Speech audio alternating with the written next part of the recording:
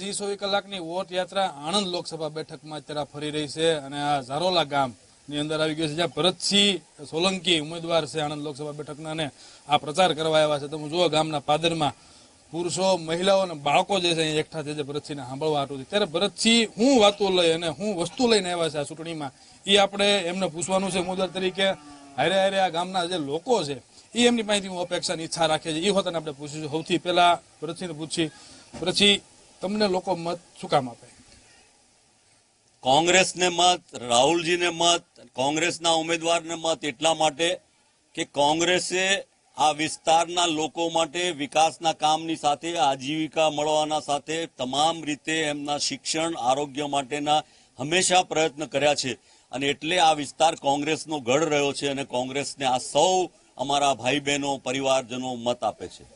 ભરતસિંહ કોણ છે? આ ઉમેદવારી નોંધાવી છે તો ભરતસિંહ કોણ છે? ભરતસિંહ સોલંકી એક સામાન્ય કોંગ્રેસનો કાર્યકર છે, પ્રજાની વચ્ચે રહેતો કાર્યકર છે, સૌનો પ્રેમ અને આશીર્વાદ મેળવેલો કાર્યકર છે. ભરતસિંહ, તમે આવશો માનો કે તો આ આણંદ લોકસભા બેઠકના લોકો માટે શું નવું કરશો, શું કરવાના છો? અમે શિક્ષણમાં પરિવર્તન કરીશું.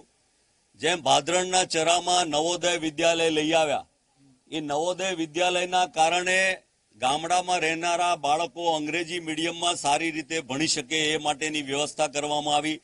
એનો ખર્ચો, એના કપડાં, એનો પહેરવેશ, એનું જમવાનું, એની ચોપડીઓ એ તમામ નવોદય વિદ્યાલયમાં કેન્દ્ર સરકાર દ્વારા મળે છે. રાહુલજીની નવી યોજના હેઠળ ગામડાઓમાં સ્કૂલો વધે, 12 ધોરણ સુધીની વધે, ઉચ્ચ શિક્ષણમાં આવે, સાયન્સ પ્રવાહમાં આવે, એ શિક્ષણનો પ્રયોગ કરશું. દવાખાનાઓ જે ખાનગી ક્ષેત્રમાં જઈને મોંઘી દવાઓ લેવી પડે છે એને બદલે સરકારી દવાખાનાઓને મજબૂત કરીશું અને અહીંયા રોજગારી વધે એ માટે રાહુલજીએ જે કહ્યું છે કે મેડ ઇન ચાઇનાના ટેલિફોન આપણે જે વાપરીએ છીએ એને બદલે ઇન્ડિયામાં જ ઇલેક્ટ્રોનિક બનતું થાય અને એને લીધે આપણને સૌથી વધારે રોજગારી મળી શકે એ માટેનું આયોજન છે. ફૂડ પ્રોસેસિંગ ઝોન દ્વારા આ વિસ્તારમાં બટાકા, કેળા, પપૈયા, શાકભાજી પાકે છે, એની વેલ્યુ એડિશન કરીને આવકમાં વધારો થાય એ પ્રયત્ન કરીશું.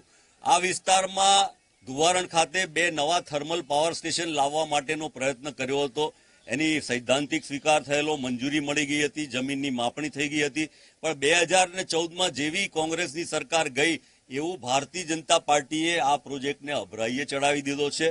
એટલે તમામ મોરચે ખેડૂતોને મજબૂતી આપવા અને તમાકુ જે અહીંનું સૌથી મોટું ઉત્પાદન છે ચરોતરનું, એમાં 28% જેટલો જીએસટી છે. કોંગ્રેસ આવશે તો જીએસટીમાં ઘટાડો કરશે અને સાથે સાથ પેટ્રોલ ડીઝલને પણ જીએસટીમાં લાવીને પેટ્રોલ ડીઝલના ભાવમાં પણ ઘટાડો કરશે. આમ જો બહુ લાંબી લાઈન કીધી ખેડૂત હારું. બીજું જે આપણે પૂછવું છે, આ કાંઠા વિસ્તાર છે જ્યાં ખારું પાણી છે, તો ત્યાં કંઈક પાણી હરખું મળી રહે, કંઈક ખેડૂત 2 પૈસા કમાઈ પાણી હરખું આવે, તો એની હાટું કાંઈ આપણે કંઈ કરવાનું છે કે નથી? એના માટેનું આયોજન છે.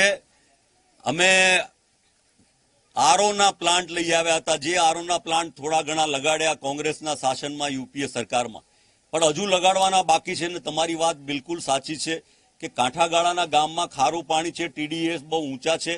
એટલા માટે અમે તિથોરથી, બદલપુરથી તિથોરનો આડબંધનું અમારા ધારાસભ્ય, અમારા જિલ્લા પંચાયતના આગેવાનોએ કેટલાય વખતથી માગણી કરી છે કે જો આડબંધ બાંધવામાં આવે તો એ ખારાશ ઘટે અને મીઠું પાણી મળી શકે. એટલે કોંગ્રેસની સરકાર આવે તો આ મહીસાગરમાં ખારાશ ઘટે અને બદલપુરથી તિથોરનો આડબંધ બને એ અમારી પ્રાયોરિટી રહેશે. એ કાંઠા વિસ્તારનું પાણી કંઈક સારું થાય એવું હોત ને વાત કરે છે. પછી મારે તમને બીજું એ પૂછ્યું, ગઈ વખતે તમે અહીંથી જ ઉમેદવારી નોંધાવી હતી, હારનો સામનો કરવો પડ્યો, આ વખતે નવું હું અને જીત માટેના પ્રયત્નો તમારા શું રહે? હવે સ્વાભાવિક રીતે લોકોની વચ્ચે છે, લોકો વચ્ચે કામ કર્યું. ગુજરાત પ્રદેશ કોંગ્રેસ સમિતિના પ્રમુખ તરીકે સંગઠનની જવાબદારી આવી 2015માં આવી અને મારા નેતૃત્વમાં ગુજરાતમાં જિલ્લા તાલુકા પંચાયતમાં 23 જિલ્લા પંચાયતો કોંગ્રેસ જીતી. એના પછી 2017માં ધારાસભાની ચૂંટણી આવી. કોંગ્રેસના 44 ધારાસભ્યો હતા, એ વધીને 80 ધારાસભ્યો થયા. સંગઠન અને રાજકીય ક્ષેત્રે રાજ્ય અને દિલ્હી કક્ષાએ કામ કરવાનું થાય છે.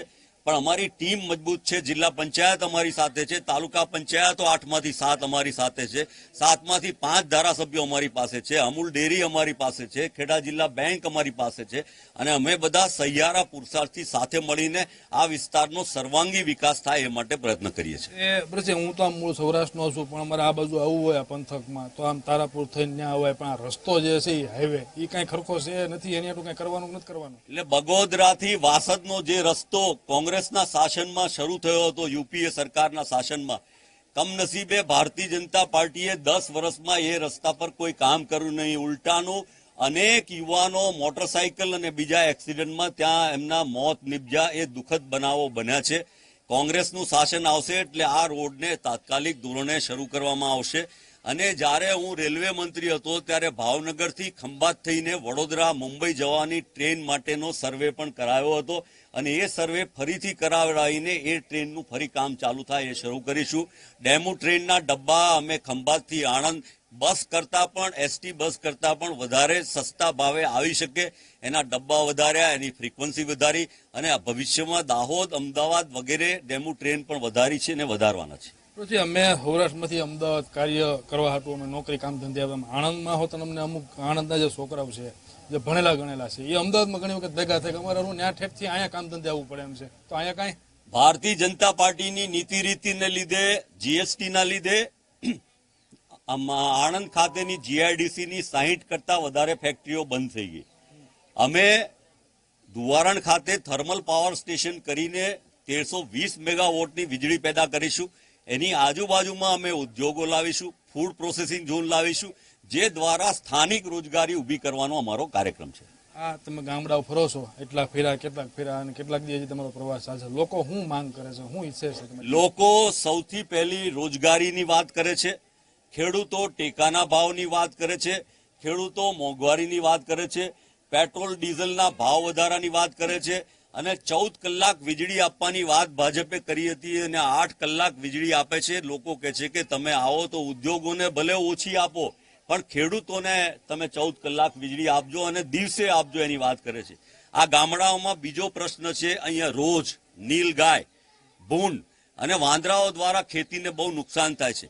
એને માટે રક્ષણ આપવા માટે સરકારી યોજનાઓ દાખલ કરવા માટે પણ લોકોની માંગણી છે. આ તમારી સામે ઉમેદવાર છે ભાજપના મિતેશ પટેલ, બકાભાઈ તરીકે પોતાને ઓળખાય છે, એને કઈ કેવું છે અહીંથી? શું કેવું તમારે? મારે એમના માટે કાંઈ કેવું નથી. અને આ આપણો સાંસદ, તો આપણે સૌ સાંસદ, એ શું કહેવા માંગે છે? આ જે સૂત્ર છે અમારા મિત્રો, જુવાન મિત્રોએ બનાવ્યું છે કે ભરતભાઈ સાંસદ તો અમે બધા સાંસદ.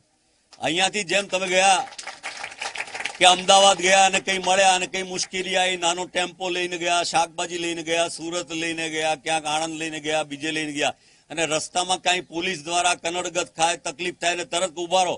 હું ભરતભાઈને વાત કરું છું અને એ મને ફોન જોડે એના પહેલા જ ઓલો કે ભાઈ રહેવા દે ને હવે જવા દઈએ આ લોકોને એમ કરીને.